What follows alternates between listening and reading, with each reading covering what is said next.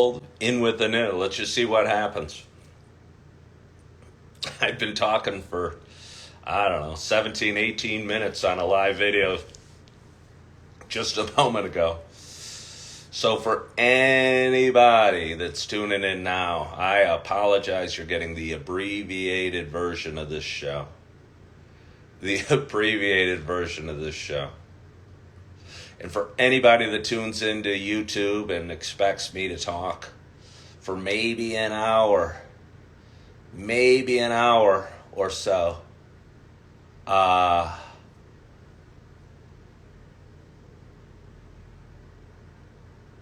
you're not going to get it. You're not going to get it. You won't get an hour of me today because I was talking for about 18 minutes. I didn't even share that video. I considered sharing it. I was talking for 18 minutes. My name's Ken Tracy, and this is Coffee with Ken. This is going to be a slightly abridged version of the longer show that I usually do, because I tried something on a live video where I tried to let somebody join my video just to experience something different. It didn't go well. It messed up with my audio just a bit. And rather than sit there and wonder how bad my audio was messed up, because I had some viewers discussing the audio issues, I said, what the heck? Let's just hang up on that live one and start anew. So here I am, and good morning to you. My name is Ken Tracy, and this is Coffee with Ken. It is a show I've been doing for quite some time. It's a show about me talking. It's a show about me sharing some experiences and sharing some ups and downs we have in life, and sharing audio issues, and sharing just whatever the heck I want to share. Just whatever the heck I want to share. And I was talking about it in my previous little episode. I'm wondering how much I want to share and how often I want to share. And what would happen if I didn't share, if I didn't hop on live, and if I didn't start my day with a cup of coffee sitting down in front of my phone. And I don't know if I came up with any answers. As a matter of fact, I'm sure I didn't. But sometimes it's good in life to probe the questions and wonder and think. And, yeah. So that's what I was doing. But anyway, for those that have been watching a while, you know it is also a show about me sharing my love of coffee. And although in the previously and deleted start to the show I was doing, I have already had my first sip of coffee. I'm going to pretend like I haven't had my first sip of coffee. So I have a nice hot cup of coffee in front of me. And I am so excited to have it on this Thursday morning. My hope is wherever you are and whatever you're doing, that you have a nice hot cup of coffee in front of you as well. Cheers to us.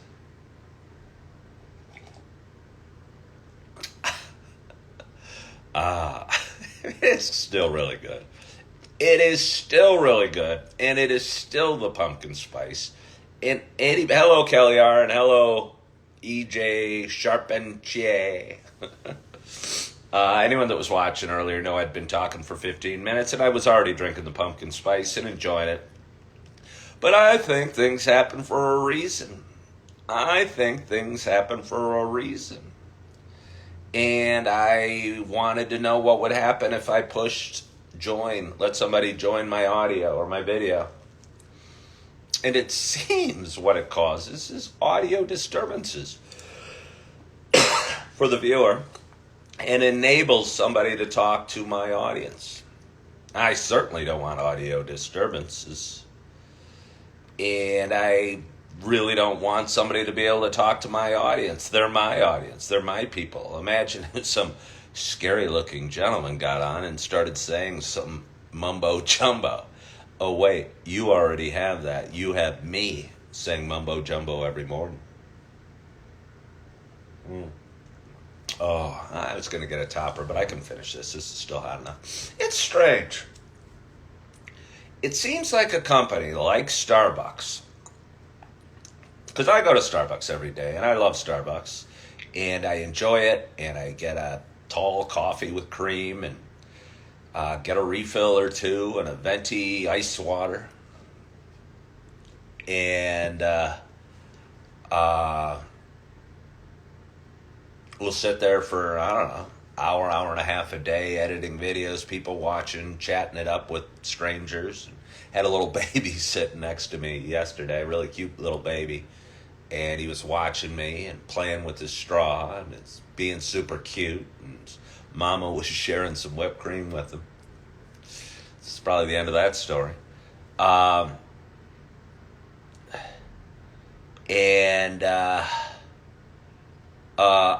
I was talking about Starbucks, but it seems for a huge company, like they are, that they would have, and maybe they do, and maybe it's user error, but occasional checks in place just to determine if the coffee they're about to serve is slightly hot. Because occasionally, and the reason I bring it up, and a totally nice barista, really kind guy, his name's slipping my mind right now, that's okay, but gave me my cup of coffee yesterday, and I could tell by touching it, and I'm not saying it was not scalding hot like I like it, and I do like it scalding hot, but I'm saying it was just a couple notches above room temperature. It wasn't close to hot enough. I mean, not even slightly hot. You know what I mean? And if I had gone through a drive-up and ordered my coffee and driven away and realized my coffee was like 2 notches, a few degrees above room temperature, I would have been really bummed out. So it seems to me a coffee selling company like Starbucks, it's a great company and offers a great product and does really well, wouldn't have that, would have some temperature gauge on the thing that you couldn't pour it if it wasn't at least reasonably warm. You know what I mean? Somebody's asking, did I hear that they replaced the CEO? I did. Apparently a guy that hadn't been around too long. He was only there a year, honestly. I was wondering if I could do that job. And there's no way I could. But honestly, I was working for 6 days at a restaurant, a cool restaurant here in Naperville, a restaurant I still recommend to anybody that's looking for a cool dining experience. But anyway, was let go because they didn't have enough shifts for me and didn't need me. And I was bummed. But anyway, my point was I, for about 24 hours, was out of work and looking for work. And I saw that Starbucks let their CEO go and replaced him with the guy that worked at Chipotle and a guy that worked at Taco Bell before, and I don't know, a guy with a great successful track record. And then I thought about me. And I go, well, I don't really have a great successful track record for anything. Certainly not restaurant development, but I do like Starbucks a lot. I wonder if I could help them. I wonder what the job of a Starbucks CEO would be like. Would it be crunching numbers and sitting down with all your guys and girls a level below you and saying, hey, we're not meeting our goals. Hey, the Northwest unit isn't selling much coffee. And then the regional CEO for the Northwest unit's going to go, well, it's been really hot out in the Northwest region. That's why we're not selling the coffee. And I glare at the person and say, I don't want to hear your excuses. We need to sell more coffee in the Northwest region. I wonder if that's what it would be. Or would it be sitting around kind of thinking of grand ideas and wondering why in the downtown Naperville store that a certain me got a completely tepid cup of coffee served from them? And diving into quality control and wondering that. Or where a certain customer in that same store noticed a large mess on the floor and cleaned it up himself, and why nobody else had noticed it. Would it be more involved in that? Because I think I could enjoy that, because I'm observant. I think I'm a pretty good leader. But I don't know. I don't know.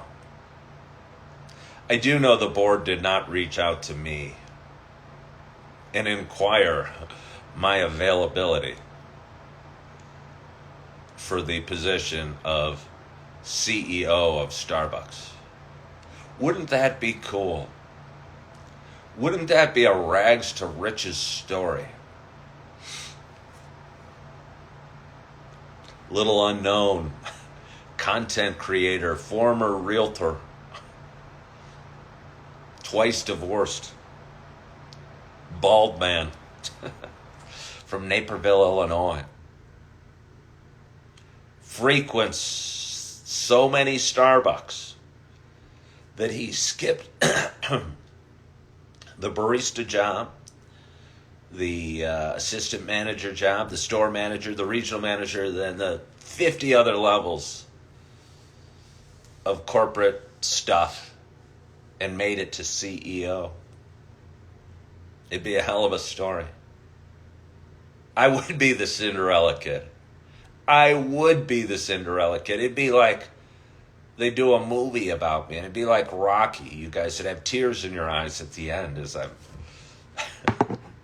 pouring a cup of coffee. RJ wants to know, how many total stars have I accrued in my Starbucks app lifetime? I don't know.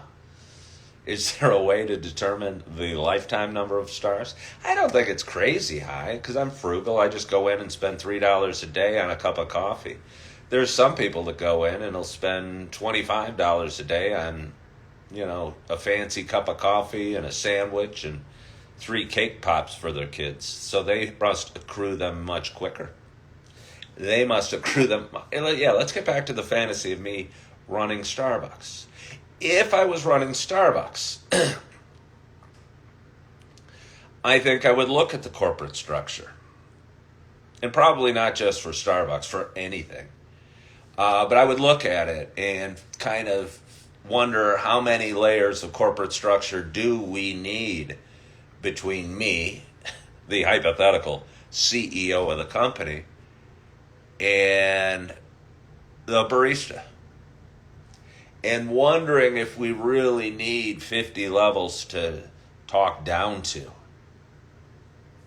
And wonder if the CEO of the company needs to know that they serve tepid cups of coffee every once in a while.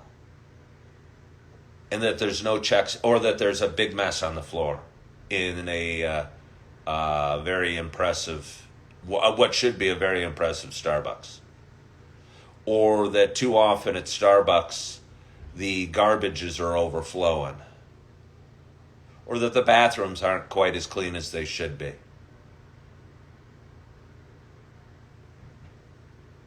And I'm not trying to be mean or saying I don't like it, because I was there yesterday. But I wonder if maybe that's that they're losing their vision. Because I'm an everyday goer. And just yesterday, again, I was handed a tepid cup of coffee, and I grabbed napkins and cleaned up the floor and picked up trash on the floor.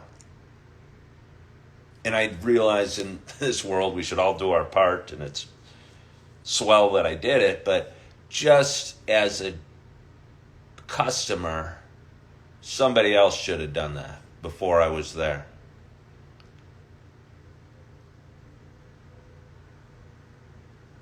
Yeah.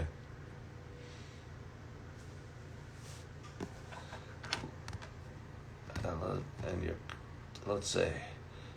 I've also had issues with my orders not being right recently, which I've rarely had before. And I don't know if it's anything. Okay, we'll keep talking about Starbucks for a little bit. But if you order like a venti cup and you get it to go and it's, supposed to be, let's just say, I don't know, 140 degrees. I don't know what it's supposed to be. But it comes out 120 degrees. And you're going, it's kind of okay. Kind of need to chug this coffee because it's not going to get any hotter. So I'm going to have to drink it fast. And if that happens a couple times in a week, and it doesn't really. It doesn't. The coffee's hot and they usually have a good system. But yesterday I noticed it was so not hot. It wasn't even close to hot. It wasn't totally unacceptable. And I'm not being ultra picky. Sometimes it's not hot enough. But yesterday was totally unacceptable. And I wonder how, again, and it's not just Starbucks, it's corporate structures. I worked at Super Target a year ago as a stock clerk. I'll tell you what, for a guy with a big ego, kind of like me, and I don't know if I have a big ego, I'm just kind of confident because, I don't know. Because I guess if you can't be confident in yourself, who's going to be? But anyway, and I remember thinking, wow, I wonder when the last time a CEO of Super Target or of Target walked through one of his stores. And at the time, and I don't want to be political because I've been political a couple times over the last couple of days. I'm so upset some people.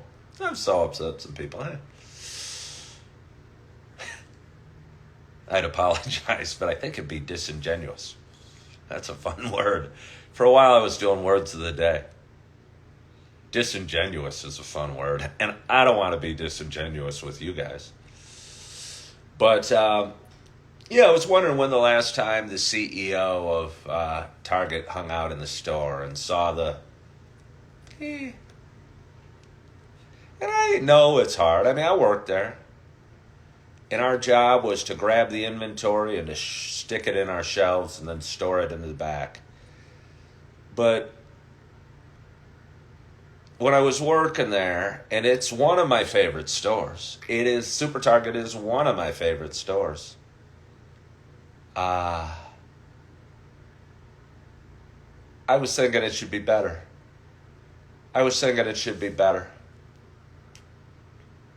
And I certainly was thinking Starbucks should be better.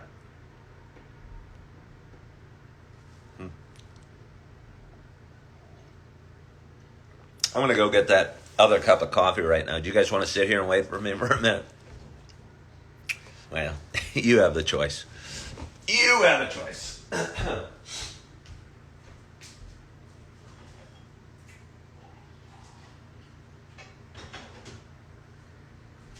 And again,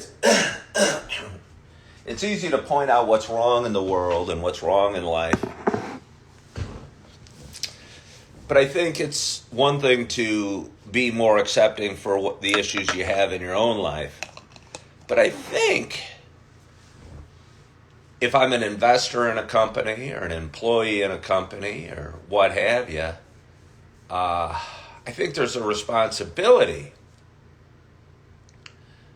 on that company or that worker or that CEO to hold yourself to a higher standard than you do at home. I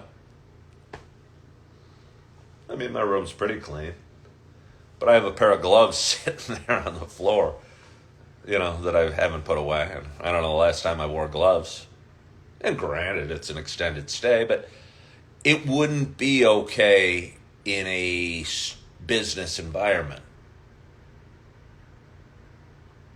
So I would say, as an employee, CEO, we should hold ourselves to even higher standards than we do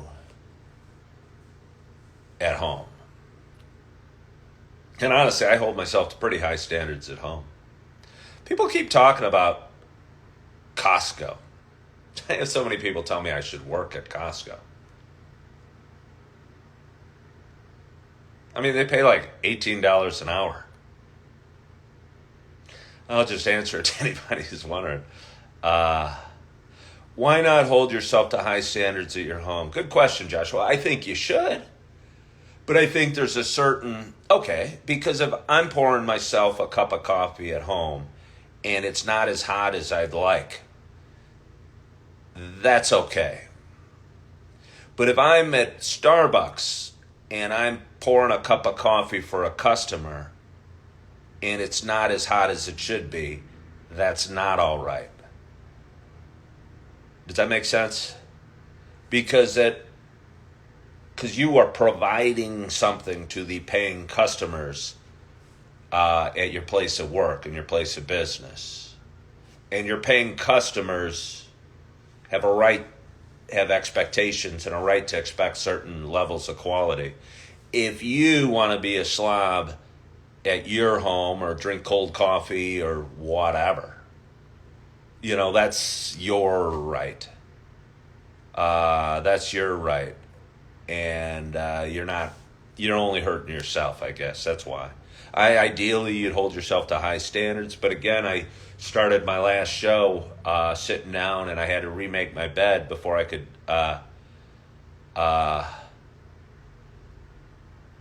go on with my show. Chipbot said, you need to be in management, not an employee. You have management skills. I think that maybe I do. But what I know is I think that I do. And because I think that I do,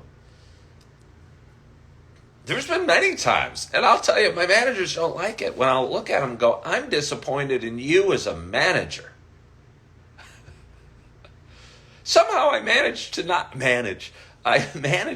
get fired when I do it. But I can't believe what is tolerated sometimes. And again, I'm all for encouragement. I am all for encouragement and positivity. And I think I'll run around saying, hey, you're doing a great job. Nice job taking out the trash. Nice job sweeping up the floor. That's a delicious cup of coffee you just served me. Thank you.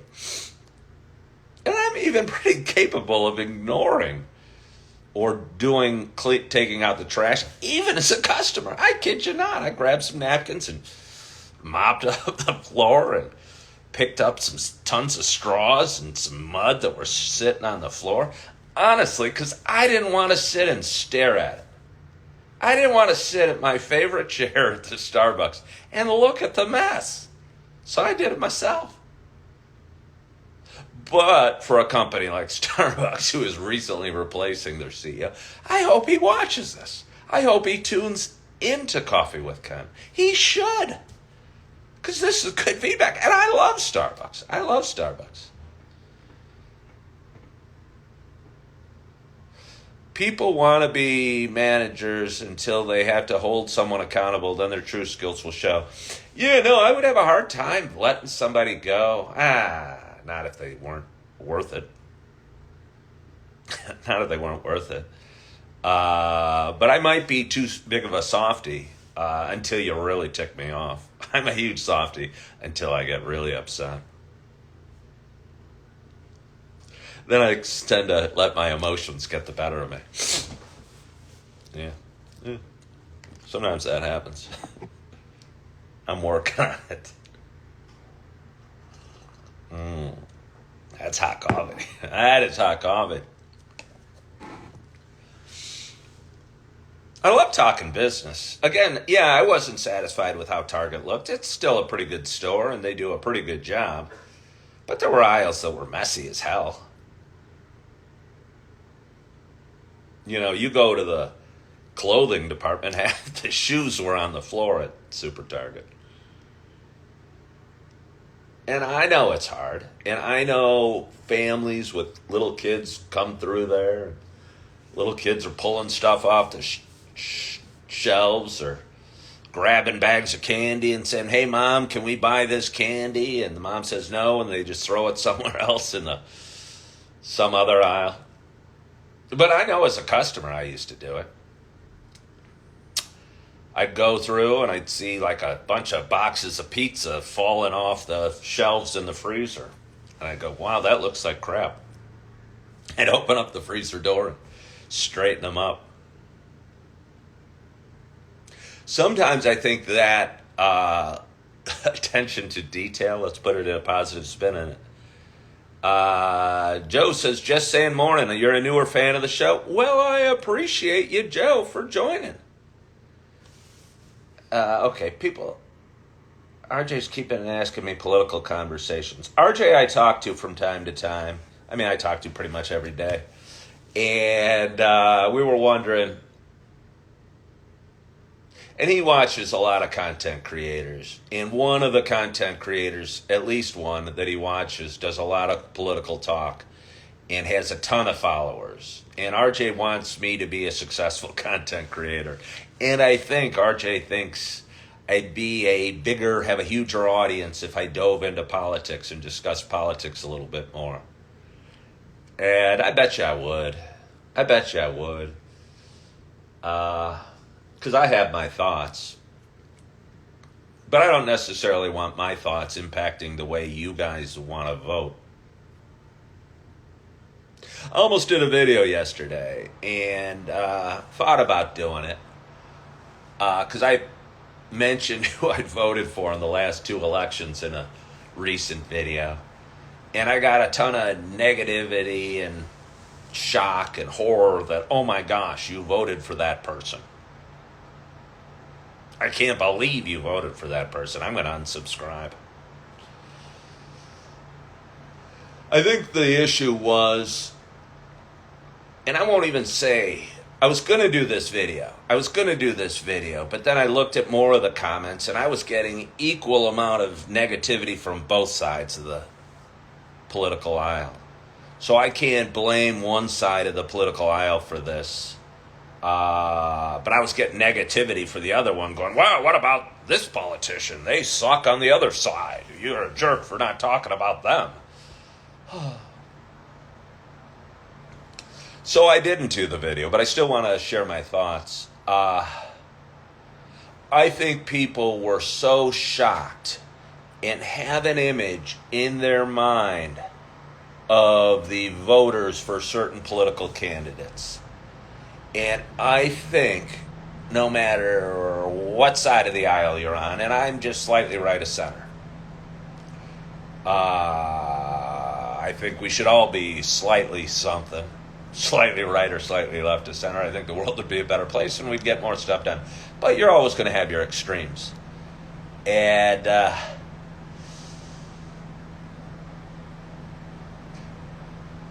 I think we picture what a voter for our opposing candidate looks like. And, I won't say what your picture is, but I think people were shocked that a voter for a certain candidate would be like me and would talk like me and look like me and say the things I say. And I'm sure it happens on both sides. And we have an image that the human that votes for the other candidate breathes fire and has horns and is an evil monster. And I think that's what the news does to us. And, whether you like Biden or Trump in the previous election, both got more than 75 million votes. So whoever voted for them looks like you and me and your neighbors and the people down the street.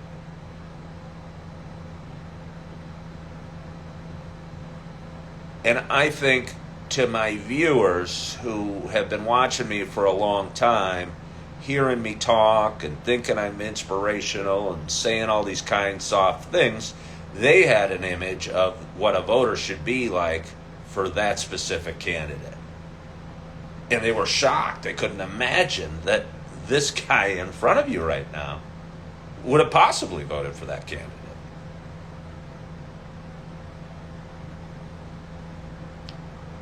Yeah. Tom wants me to make Starbucks great again. Somebody asked me recently if I'd ever wear a MAGA hat. And I would never wear a MAGA hat. I would never wear a MAGA hat. That's like you're almost trying to cause trouble. You're almost trying to cause trouble. And I mean, whatever. I don't care. But I would never wear a MAGA hat. Yeah. But I would wear a make Starbucks great again. Mzaga. Wait. Make Starbucks Mzga. That'd be hilarious. Except it wouldn't be a good word. Mzga. Chip says his 19-year-old son wears his all the time. Well, I'm not saying anyone can't wear it. I'm not saying anyone can't wear it. You can wear whatever you want. But I'm not out to cause trouble or to whatever. I'm not one that puts bumper stickers on or really talks politics a lot, because I'm not trying to beat anybody over the head with my political beliefs at all. I'm slightly right of center. I didn't like when they shut down the schools and told us who was important enough to leave our house and who wasn't important enough to leave our house. I didn't like that at all. At all. But, yeah. So it's 6:51. I've been talking on my shows for about an hour each morning. And I share all these on various social media platforms. And my audience is growing. And YouTube has started, pays me a little bit, which is kind of fun. Posted a video the other day, and it got, like 100 hours of watch time taped on YouTube, and they paid me like $5 for it. I laugh at it, but it was $5. And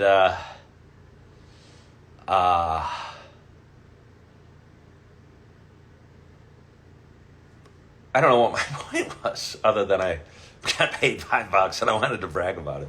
But I got 100 hours of watch time, and I never had that before for a video.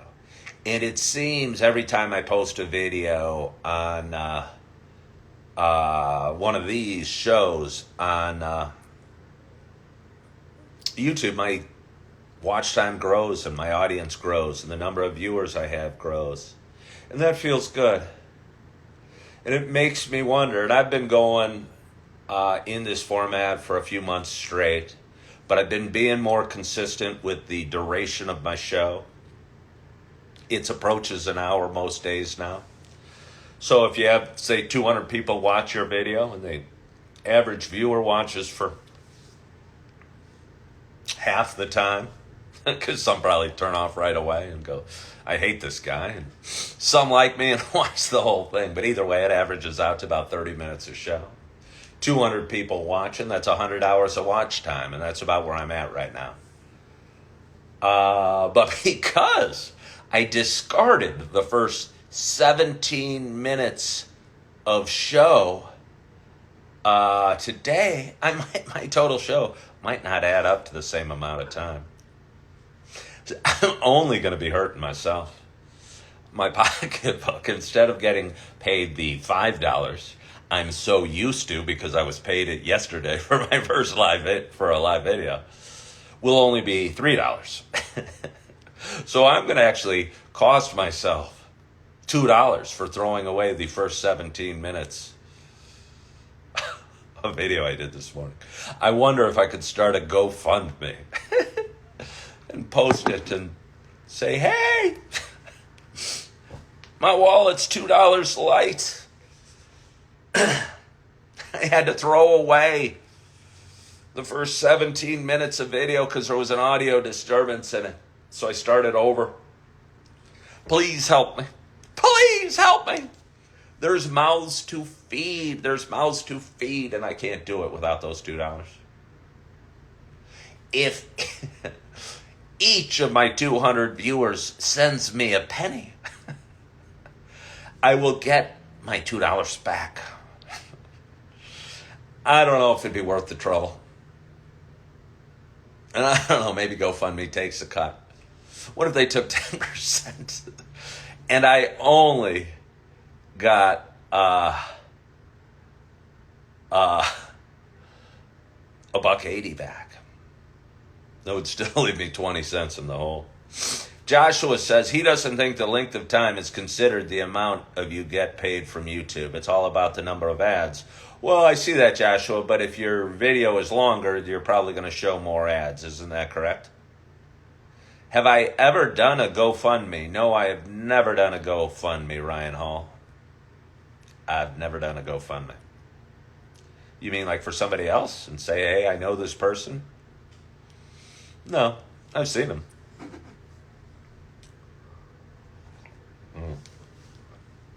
But what else do I have for you? It's Thursday morning. Oh, I was going to touch on this real quickly.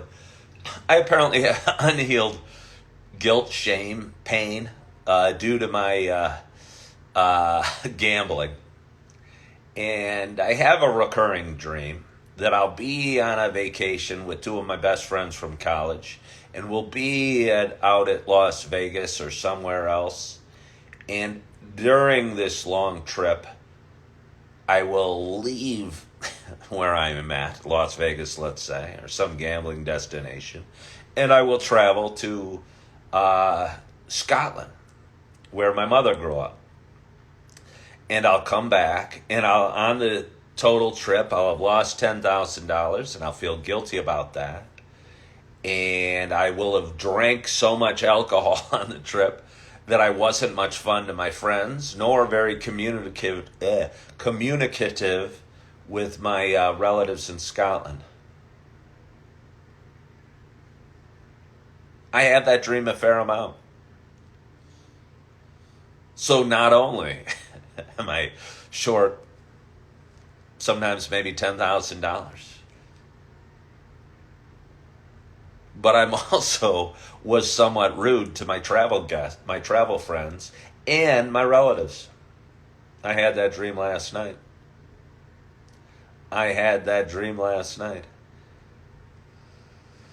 Does anyone else ask any fun? Happy little Friday. I don't know what that means. Let's see. I'm going to go back. I normally don't go back, but sometimes it's fun to... We need 24/7 Ken. Can't get enough. Tom from California? You just jumped way ahead of RJ and Will Bill Chill and Jack Taylor and Julie Flanagan with those kind words you just shared with me. Rich Sternicles giving me a thumbs up. Friedman wants to know if TikTok's paying me. No. They're screwing me. They are screwing me. I tell you what, because they're supposed to. Instagram doesn't pay me, but they don't say they're going to. I tell you what, TikTok is screwing me. They do. And whatever. I know it. I'm used to it. 2 months into my TikTok account, I'd worked hard. I built up an audience. I'd had several hundred people hop on, and they permanently banned my account. I have no idea why. I eventually got it back, but I had to beg them for a week to go, hey, you must have made a mistake. Why did you permanently ban my account? This is what I do. Doesn't seem very harmful, but they did. And again, several times during my live videos, I would never say what I'm saying right now, doing a live video on TikTok, because I'd be worried they'd hop in and interrupt it and stop my live and not allow me to download it and post it on YouTube and get the $5 I'm going to have coming to me for doing this talk. Or if I'm talking about gambling and losing money gambling, they'll hop in and say, hey, you're talking about mature content. We're going to stop showing this audience to anyone that's under 18. And I don't know.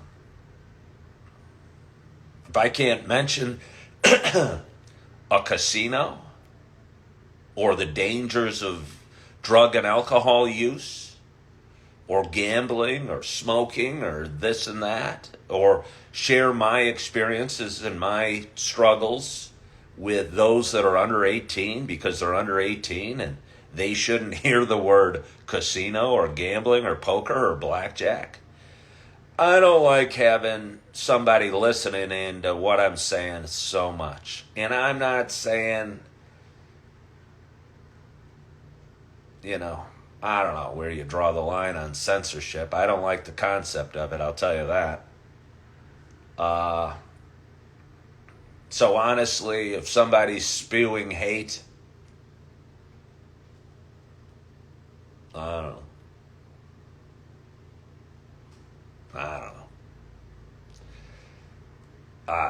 I don't know what my thoughts are about that, but I'm certainly not. And I'm trying to share my experiences and hopefully make a difference and hopefully use some of the things I've learned along my little journey, my little path. I don't know, hopefully to help other people. Hopefully to help other people. Save them, I don't know, some of the bumps I've taken. Somebody wanted to send me a GoFundMe to get me to Scotland. I mean, if I had 5 or 10 grand, as much as I want to go to Scotland, and much as almost all my relatives live in Scotland. If I had 5 or 10 grand right now, I probably have other places that would put it rather than a trip to Scotland. What would I do with 10 grand right now? I would certainly send both of my ex-wives a check. What else would I do? I would put a down payment on a reliable... How important is reliable? How about a super cool car? Might get my car back. I might get my car back. I mean, I wouldn't get my car back. Maybe I would. I want it. I like it. I had an Audi A6. It wasn't new. But it was, I don't know, what was it, a 2016? I bought it with, like 30,000 miles on it. I was amazed how cheaply. I always had bought new cars before. And I bought this, and I was going, wow, this is half the price of a new car. And it's only got 30,000 miles on it. It looks like new. It smells like new. It feels like new. But it's half the price. And at $30,000, I thought I could afford it. And I could afford it until I left real estate. And even then it was hard. And there were struggles. But I couldn't afford it when I left real estate. Now I'm riding a scooter.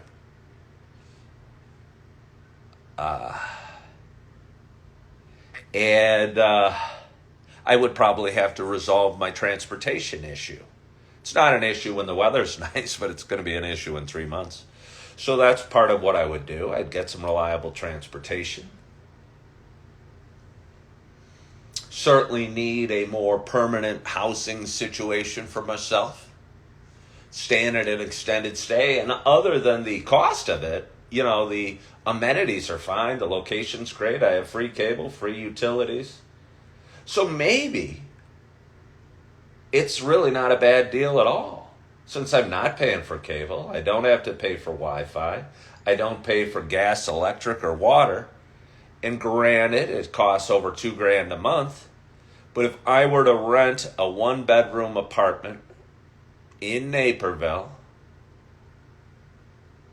and pay for my own utilities and pay for cable and everything else, might cost the same. Might cost the same. Tom from California said riding the scooter is no crime. He loves his Vespa. I promise you, Tom, I don't think riding a scooter is a crime, and I bet you have a beautiful Vespa. But you're Tom from California. I'm Ken from Naperville. And Ken from Naperville is going to get snow in about 3 months. And riding a scooter in the snow can be problematic. Although I've done it. I did it on a recent trip to Wyoming. But anyway, we resolve all these things step by step and mile by mile and day by day. And I have a big day today and a day I'm looking forward to, and it's Thursday. and hoping to see my two little ones at some point, maybe this morning. And although it's looking kind of cloudy and dark outside, still hope I am. I get to go to work tonight. Excited about that.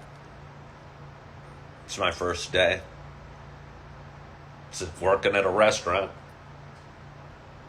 Gonna train, gonna meet people, gonna hustle. I'm gonna have a good attitude. I'm gonna work hard. I'm gonna do whatever is asked of me and be as helpful as possible and learn everything I can. And I'm excited about that because it's fun learning, and it's fun improving, and it's fun getting better, and it's fun working on ourselves, and it's fun when you're trying to be the best you can. And I think one of the key things to being the best you can is forgiving yourself the times when you're not the best you could have been and letting it go. And that's a lot about what Coffee with Ken has been about, me learning to let my imperfections go. And I say that to you as a lesson if you want it. If you're feeling guilty for something you did yesterday or last week or last month or last year,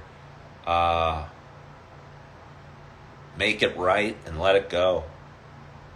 Because the sooner, if you drank last night and you're hungover today and you feel like crap and you're feeling guilty that you spent $80 at the bar and you're hungover today and you're going to have a crappy day of work, the sooner you let that guilt go, or the money spent, or the hangover you're feeling, or the darkness in your soul, the easier it'll be to not drink tonight and not spend the money tonight and not repeat the bad behaviors that made you feel guilty in the first place. And I can promise you that from personal experience. And that's why I end almost all my shows on, I hope you're forgiving yourself. Because you are forgiven, and you are human, and we all make mistakes. And the sooner, I think we're all our worst critics, and the sooner we let go of our self-criticism of ourselves, the sooner we're able to heal and be the best version of ourselves. Yeah. So let's have a little more coffee.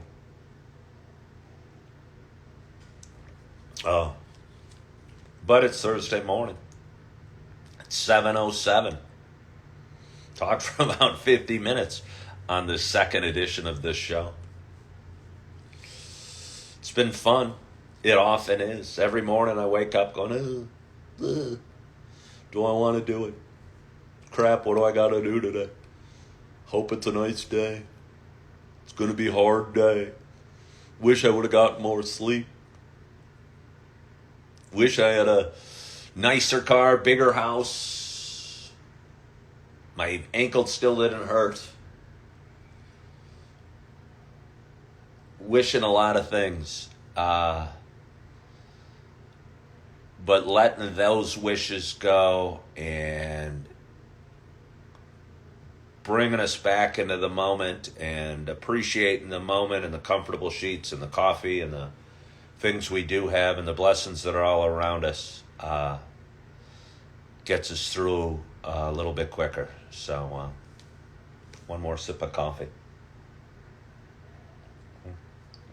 I want to thank you all so much for joining on this Thursday morning. I appreciate you. Hope you had a wonderful night's sleep. Hope your week is going well. Hope your coffee is hot. Hope your Starbucks and Target are clean. Hope Starbucks watches this video today or reaches me out and offers me a very lucrative job as a vice president of keeping the stores clean. One more layer of management. But it'd be an important layer, and I do a heck of a good job. But anyway, want to thank you so much for joining today. I really appreciate you. Hope you're having a wonderful, wonderful week. Hope you're feeling good. I hope you're loving yourself. I hope you're forgiving yourself. And as always, I hope to talk to you soon. Bye-bye.